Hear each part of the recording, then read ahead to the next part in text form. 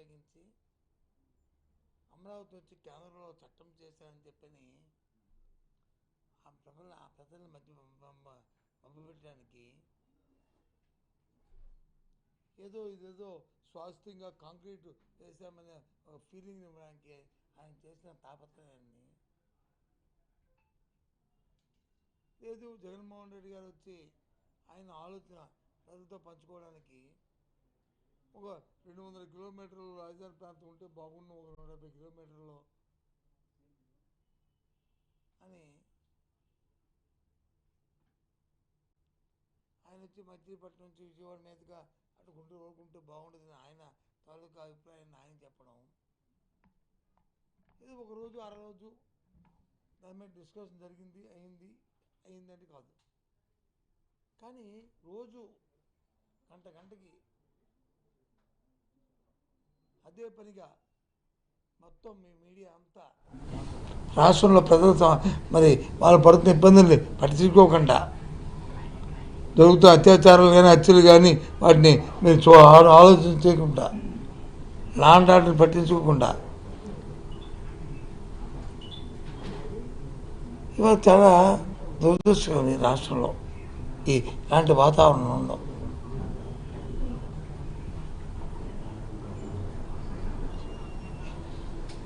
ఏమి వ్యవసాయం రైతుల గురించి ఆలోచించి ఏదైనా గిట్టుబాటు తెలుస్తుందా? మొక్కజొన్న గురించి ఎక్కడైనా మన ప్రాంతంలో పడుతున్న మొక్కజొన్నకి ఎక్కడైనా గిట్టుబాటు జరుగుతుందా? మామిడి పండును కూడా ఇవాళ కల్తీ చేసిన దుస్థితి ఇవాళ కనిపిస్తుంది. ఆరోగ్యశ్రీ వచ్చి అడిగిపోయింది, వాళ్ళకి వైద్యం అంతగా ఎక్కడ కూడా రావద్దని చెప్పి అని తెలియజేశారు. 8 వాయిదాలు ఉంటే 2 వాయిదాలు ఫీజు రింబర్స్మెంట్ విడుదల చేశారు. ఆ 2 వాయిదాలు కూడా బీఆర్ ఇచ్చారు, బడ్జెట్ రిలీజ్ ఆర్డర్ ఇచ్చారు. ఇప్పుడు వచ్చి చెల్లింపు చేయలే, సగం చేశారు, సగమో ఎంతో చేశారు, ఇంకా మిగతా బ్యాలెన్స్ ఇంకా ఉంచారు. అప్పుడే నెల అయిపోయింది, 2వ నెల వచ్చింది.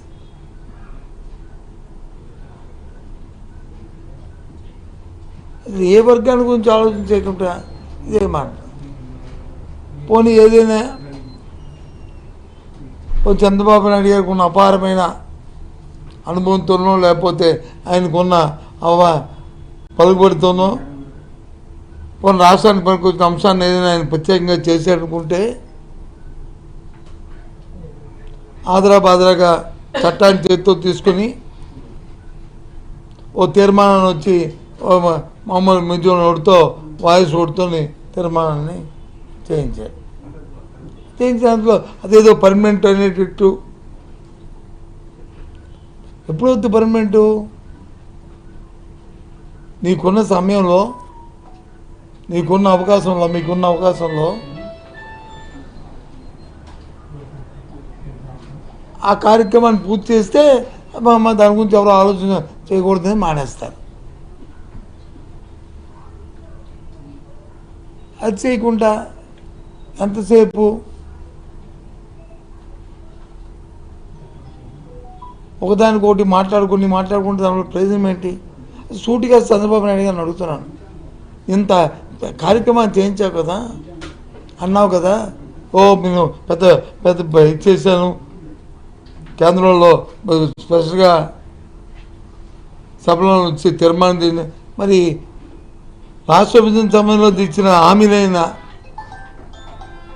ప్రత్యేక హోదా గురించి ఎందుకు చేయట్లేదు? అది జ్ఞాపకం రాలేదు నీకు?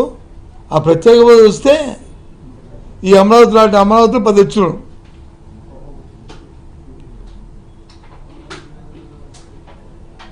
బొంబాయి లాంటి సిటీలు, విశాఖపట్నం లాంటి సిటీలో ఓ 10 సిటీలు ఇక్కడ పుట్టినాం, పరిశ్రమలు వచ్చినాం. హైదరాబాద్ కంటే ఇంకా మరి ఈ ప్రాంతం ఇంకా అభివృద్ధి చెందేది. ఎందుకు చేయలేదు ఆ కార్యక్రమాన్ని? ఏమంటే అది ముగిసిన అధ్యాయం. ఎలా పోయింది ముగిసిన అధ్యాయం?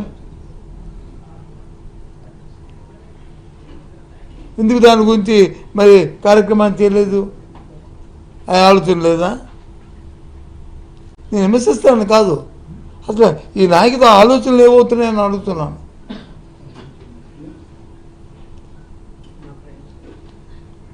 ఇది విమర్శ కాదు, ఇది బాధ్యత ప్రభుత్వంలో.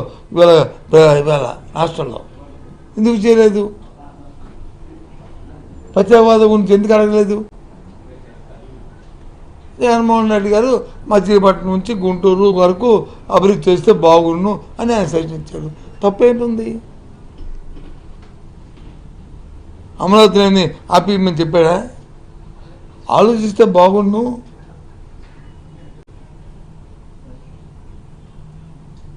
అన్న ఇప్పుడు నేను అడుగుతున్నాను, సూటిగా అడుగుతున్నాను ఇవాళ ఈ ప్రభుత్వాన్ని ఒక బాధ్యతగా.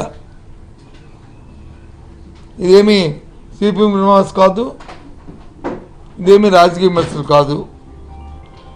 ప్రభుత్వం వచ్చి రేపు మే నెలకి 2 సంవత్సరాలు పూర్తవుతుంది. 2 సంవత్సరాలు పూర్తవుతుంది ఎన్నికలు వచ్చి. జూన్కి వచ్చి ప్రభుత్వం ఏర్పాటయ్యి 2 సంవత్సరాలు పూర్తవుతుంది. అంటే ఇంకా 4 రోజులు సమయం ఉంది, 45 రోజుల సమయం.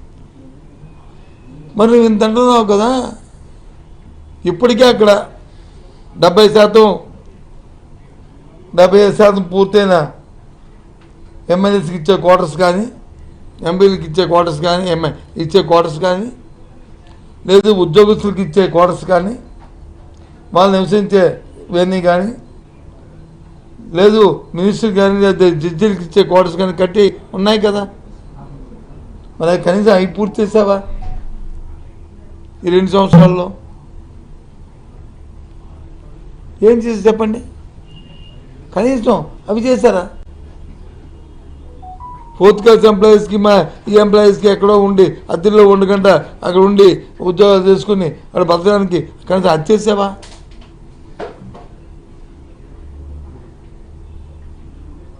పోనీ అక్కడికి వెళ్ళడానికి ఆ కరకట్ట రోడ్ని ఇంటి ముందు రోజు వెళ్తావు కదా మీరు కారులో, కానీ ఆ కరకట్ట రోడ్నే స్టార్ట్ చేశారా? ఎందుకు ఇది? ముందు పని చేసి చూపెట్టండి. అప్పుడు అమరావతిని అక్కడే ఉంచుతారా, ఇంకెక్కడ తీసుకెళ్తారా, పట్టుకెళ్తారా, అప్పుడు ఆలోచిస్తారు. పని చేయకుండా ఒక తంపుడు ఉపన్యాసాలు.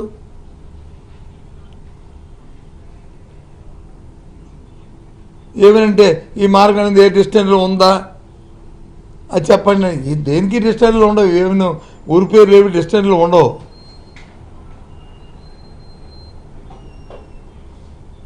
నా పేరు వచ్చి సత్యబాబు సత్యనారాయణ, నా పేరుని వచ్చి డిస్టెన్స్లో ఉంటుందా చెప్పండి? ఇది మన సంస్కృతి. ఆ పేర్లు పెట్టి ఆ పేరుతో పిలిచి దానికి ఏదో లింక్ ఆలోచన చేసి దేవుణ్ణి తలుచుకోనో లేకపోతే ఆ పక్కన నాడుని పెట్టుకుని పెడుతుంటారు. బొమ్మ పేరు డిస్టెన్స్ ఉందా? ఇప్పుడు ఎప్పటికి తయారవుతుంది, పూర్తి చేస్తారు మీరు ఇచ్చిన డాక్యుమెంట్ రూపాన అని అడిగితే దానికి టైం బౌండ్ లేదు. ఎందుకు చెప్తానండి ఇది? నేను అథారిటీతో చెప్తున్నాను, నేను చెప్తాను. ఎందుకంటే 2019లో ప్రభుత్వం వచ్చినప్పుడు నేనే సిఆర్డీని చూశాను. ఓ 2.5 సంవత్సరాలు నేనే పర్యవేక్షించాను. ఆ పోర్ట్ప్లాన్ నేనే చూశాను. 1,16,000 కోట్ల రూపాయలు, 16,000 కోట్ల రూపాయలు వచ్చి డిపిఆర్ ఇప్పటికి 2 లక్షలు అయింది. అప్పుడు 1,16,000 19,000 దగ్గర ఇచ్చారు. ఖర్చు చూస్తే 5 నుంచి 6,000 కోట్ల రూపాయలు ఖర్చు అయింది. ఇది 5 సంవత్సరాల్లో. అందులో కేంద్ర ప్రభుత్వం 1000 కోట్లు ఇచ్చింది, ఒక 2,000 కోట్లు వచ్చి అప్పుడున్న ప్రభుత్వం పెట్టింది, ఇంకో 2,000 కోట్లు వచ్చి బకాయిలు పెట్టి బిల్లులు బకాయిలు పెట్టి బయటకు వెళ్ళిపోయారు. అంటే ఎంత శాతం అయినట్టు? 5% లోపు అయింది పని గత 5 సంవత్సరాల్లో. ఆ ఆలోచనతో ఇప్పుడు ఈ 5 సంవత్సరాలు అప్పుడే 2 సంవత్సరాలు దాటిపోయింది. ఈ 2 సంవత్సరాలు ఎవరైనా చేయొద్దన్నారు మిమ్మల్ని? ఈ 2 సంవత్సరాల్లో మీరు చేశారు, ఏం చేశారు? అక్కడ ఎల్ఎన్టీకి సంబంధించిన వైర్లు వచ్చి అవి కాలిపోయి ఎందుకు కాలేవో, ఏ రకంగా కాలేవో, దాంట్లో ఏ కుంభకోణం ఉందో, దానివల్ల ప్రభుత్వానికి ఏమి నష్టమో లేదా సంస్థలకి ఏమి నష్టమో ఆలోచన చేశారా చంద్రబాబు నాయుడు గారు? మీరు టీవీలో మాత్రం ఒప్పుకోలేదు, ఏదో కుంభకోణం ఉందా. ఏడు కుంభకోణం ఇప్పుడు ఇన్నాళ్ళైంది, ఇప్పుడుకొచ్చి ఎవరు కాల్చారు, ఎవరు కాలిపోయేవి, ఎలా కాలిపోయేవి, లేకపోతే ఎవరైనా కాల్చారా, దాని నుంచి లబ్ధి పొందారా, లాభం పొందారా, వెనకాల బ్యాక్గ్రౌండ్ ఉందా, ఏమైనా మిస్టరీ ఉందా అని ఆలోచన చేశారా మీ ప్రభుత్వం?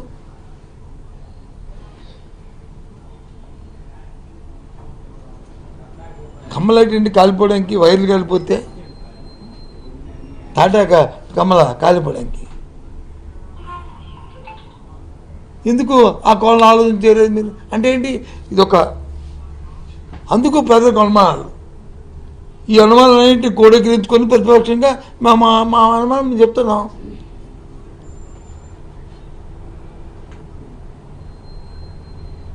₹14,000 స్క్వేర్ ఫుట్ ఏంటి, 4-5 వేల రూపాయలకి అవుద్ది కదా స్క్వేర్ ఫుట్ కన్స్ట్రక్షన్.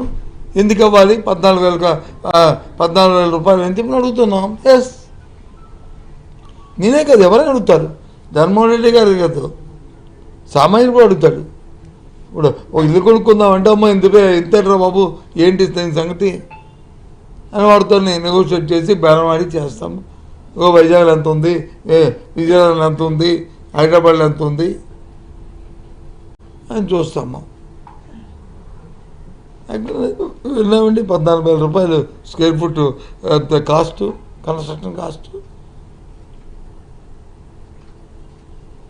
అంటే ఎంత అనుమానం, ఎంత వెనకాల బ్యాక్గ్రౌండ్, ఎంత కుంభకాలు, ఏం జరుగుతుంది, ఇది ప్రజల అనుమానం.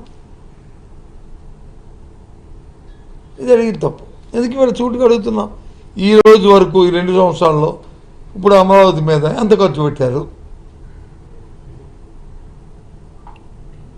ఫిజికల్గా ఎంత ఖర్చు అయింది, అడ్వాన్స్ రూపాయలు ఎంత ఇచ్చారు వాళ్ళకి, అన్నీ అడ్వాన్స్ ఇస్తే మళ్ళీ కిక్ బ్యాక్ కన్నా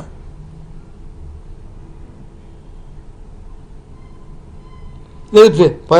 పని ఎంత చేశారు?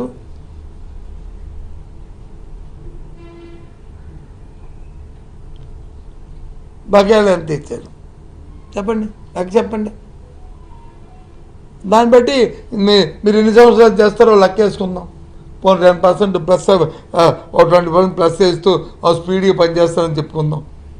2 సంవత్సరాలు చేసింది చెప్పండి.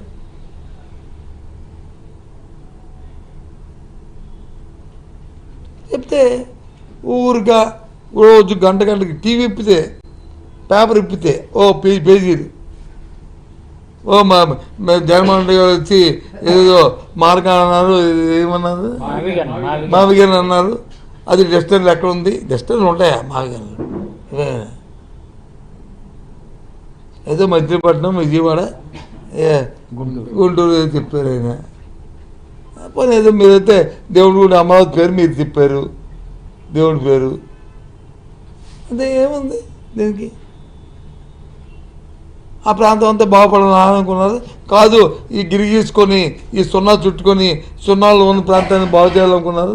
అక్కడ ఏదో మనకేదో వెస్ట్ ఇంట్రెస్ట్ ఉంటుంది, ఆ వెస్ట్ ఇంట్రెస్ట్ని కాపాడుకోవడానికి. ఎందుకు? ఒకటి చెప్పండి, అమరావతి ఉన్న రైతులకి గత ప్రభుత్వంలో వాళ్ళకి ఇవ్వాల్సిన ఆయన కుట్టిన ఎప్పుడైనా సరే ఆలోచన చేస్తారా? అడ్డే ఇవ్వకుండా ఆపారా? ఎలా చేస్తారు అన్నారు కదా. ఇంకా వాళ్ళకి పెంచారు కదా ఆయన కూడా. ఆ డేట్ని అయిపోతున్నా కాదు, మళ్ళీ శాసనసభలో పెట్టి ఇంకో 5 సంవత్సరాలు పొడిగించారు కదా వాళ్ళకి.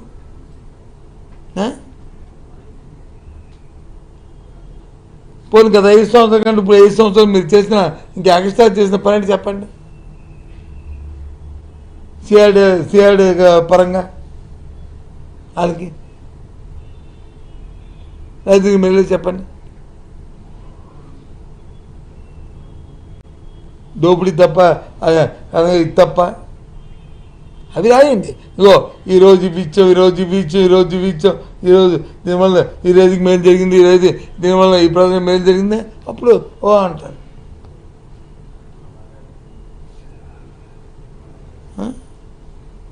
మేము అక్కడ నుంచి ఆ కరకట్ట రోడ్డు మీద నుంచి అసెంబ్లీకి వెళ్తుంటాం. ఆ అసెంబ్లీ సమావేశంలో ఆలోచన వెళ్తాం, ఉట్టప్పుడు వెళ్తాం. అంతకుముందు ఒకసారి నేను ఇక్కడ ఏముందో శ్మశానం అంటే నా మీద పెద్ద ధ్వజమెత్తారు, అన్నారు శ్మశానం. నేను వెళ్తున్నానులే, అది వెళ్తుండగా దాంట్లో అది ఉంది, అందరూ ఏం చూస్తారే అన్నా. పోనీ అదేం మార్చారు ఇప్పుడు సార్ చెప్పండి, లేకపోతే రేపు వెళ్తాను, రేపు రండి నాతో చూపెడతాను, మార్చారా? పోనీ దాన్ని గోడ కట్టారా? అది కనిపించకంటే కొంచెం చెప్పండి అంటే అంతే. మరి తీసుకెళ్తాను, చూపెడతాను. ఆ రాజుగారు ఇది ఉంటుంది కదా, ఇది పెంచారాజు ప్రకృత ఇది ఉంటుందా అట్లా డౌన్ దిగిన దగ్గర అక్కడ అదే నేను మాట వరుసకున్నాను, అంతే మాట వరుసకున్నాను. పోనీ మార్చారు, పోనీ అనిదాన్ని ఇప్పటికే ఎవరిగా ఉంది. ఎన్ని సంవత్సరాలు అయింది? ఇప్పటికి 7 సంవత్సరాలు అయిపోయింది ప్రభుత్వం వచ్చి. ఇప్పుడు ఎవరు అడ్డారా? ఎవరైనా అరచేతి పెట్టుకుని అమ్మమ్మ అని చేసి పట్టుకున్నారా? ఏం చేసేది చెప్పండి?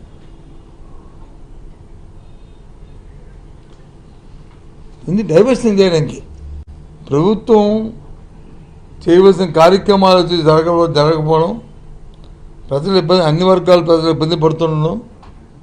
ఈ నేపథ్యంలో అవి బయటకు పడకుండా వాటిని మసిపూసి మాటలుగా చేసి ఏదో ఒకటి పెట్టి అది చేయడానికి పోనీ అది చేశానే పోనిగో ఈ పెట్టాము పార్లమెంట్ ఎందుకు? రేపు 15-16 ఏదో మళ్ళీ పార్లమెంట్ ఉంది, ఏది సీట్లు పెంచుతారని చెప్పని అని అంట కూటమి ప్రభుత్వం కదా, మరి ఎన్డీఏ ప్రభుత్వం కదా, మరి పెట్టండి రేపు స్పెషల్ స్టేటస్. ఇది దీంతో పాటు అమరావతితో పాటు బ్రహ్మాండంగా. అప్పుడు చంద్రబాబు నాయుడు అంటారు. ఎందుకు ఇది పెట్టిన తీర్మానం ఏంటి? లాభం ఏంటి? ప్రజలకి ఏ లాభం? అక్కడ ఉన్న రైతులకి పాప అమాయకులాలు వాళ్ళని మభ్యపెట్టి మోసం చేయడానికి ఇది తప్ప వాళ్ళకి లాభం లేదు. మన యువతల పక్క అవుట్ ఆఫ్ ద అమరావతిలో నివసిస్తున్న మనకి లాభం లేదు. ఆ స్పెషల్ స్టేటస్ వస్తే, ప్రత్యేక హోదా వస్తే వాళ్ళకి లాభం, మనకి లాభం, అందరికీ లాభం. బాగా చేయించారా అని చెప్పండి. ఏ రామకృష్ణ గారు అడగండి, ఏమదే అడుగు, మేము అడిగించి లేకపోతే